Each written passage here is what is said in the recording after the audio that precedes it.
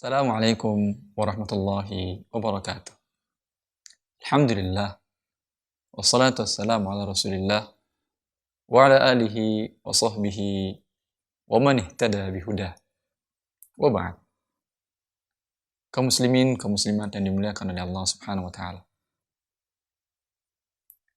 Fenomena kaum muslimin yang hidup pada masa sekarang, masa di mana Allah membukakan khazainul ard, perbendaharaan bumi menjadi kekayaan bagi manusia, sehingga semua orang tergiur untuk bisa merasakan keindahan hidup di dunia.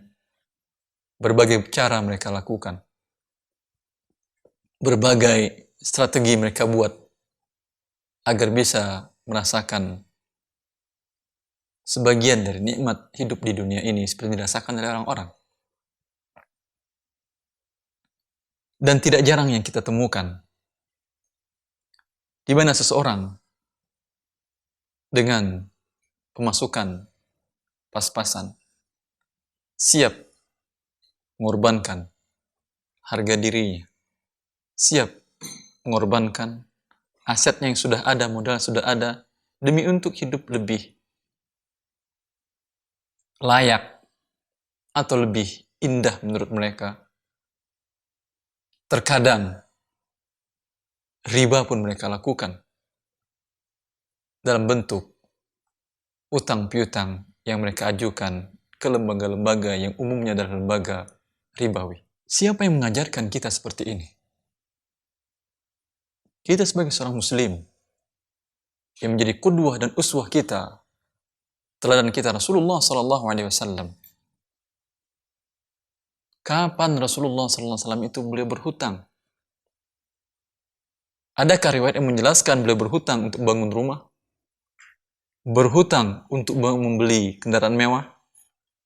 Berhutang untuk bersenang-senang, berpelesiran ke sana dan kemari? Beliau memang pernah berhutang, tapi lihat kapan beliau berhutang. Ishtara ta'aman li ahlihi wa rahanahu dir'ahu. Beliau membeli makanan, ingat, makanan yang dibeli beliau. Untuk siapa makanan? Untuk keluarganya. Dan beliau gadaikan baju besinya. Ini berarti jual beli yang tidak tunai dengan cara hutang, tapi makanan yang beliau beli. Dan kapan lagi beliau berhutang? Ketika membeli dari seorang Yahudi unta untuk berjihad fisabilillah. Dibeli kendaraan tapi untuk kebutuhan yang sangat urgen dalam menjaga dinullah dan mengembangkan agama Allah Subhanahu wa taala ini. Ini dia uswah kita, tuntunan kita. Adapun gaya hidup, style hidup seperti sekarang ini, dari kebutuhan yang luks pun didapatkan dengan hutang.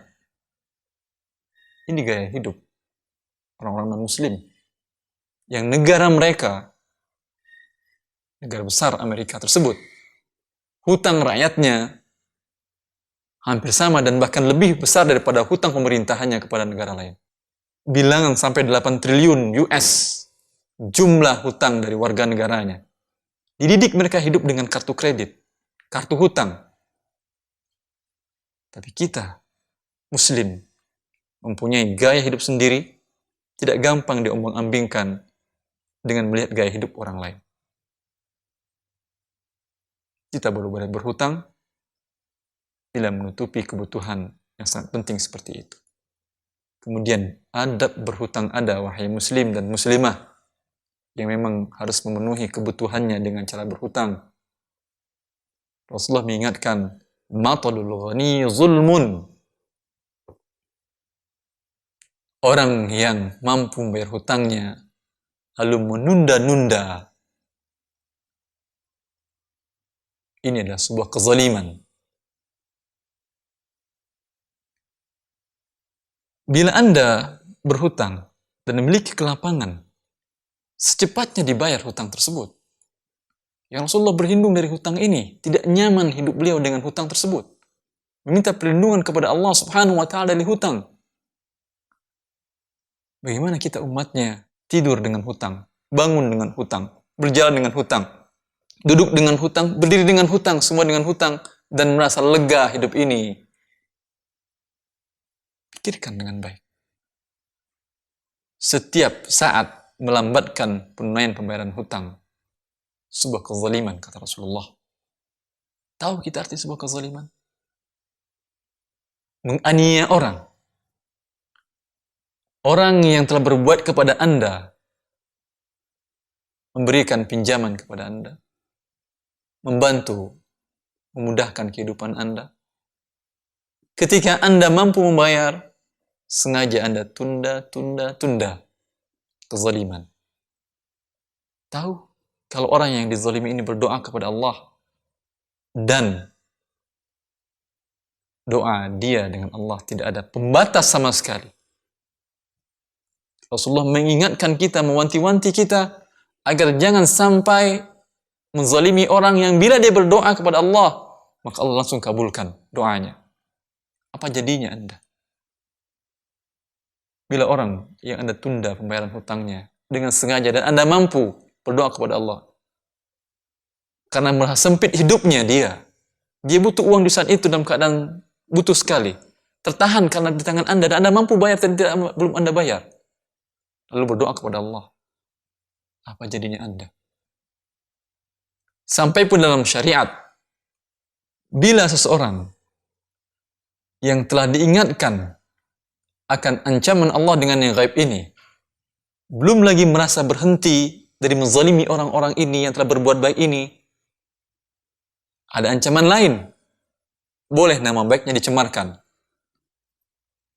dimasukkan ke dalam daftar hitam, agar kaum muslimin tidak dizalimi juga oleh orang ini.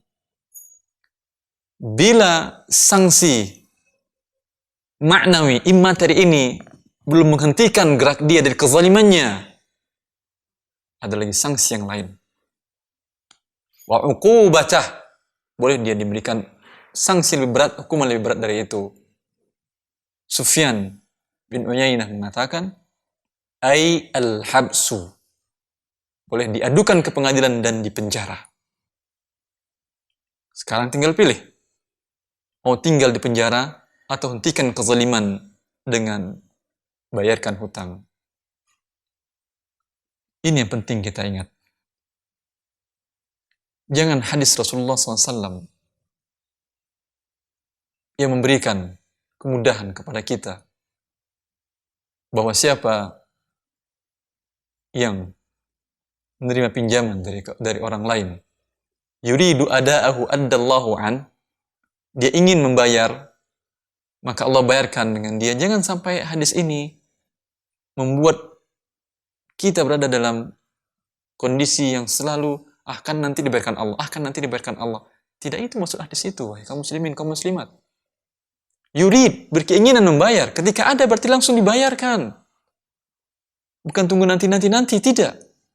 Karena hadis tadi melarang matlul ghani, zulmun.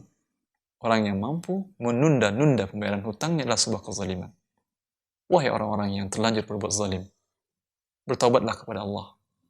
Mintalah kemaafan dari orang-orang yang telah Anda zalimi dengan menunda pembayaran hutang kepada mereka, agar Anda selamat hidup di dunia dan meniti jalan yang benar menuju kebahagiaan di akhirat nanti di surga Allah Subhanahu wa taala dengan tidak membawa kezaliman atas siapapun juga. Assalamualaikum warahmatullahi wabarakatuh.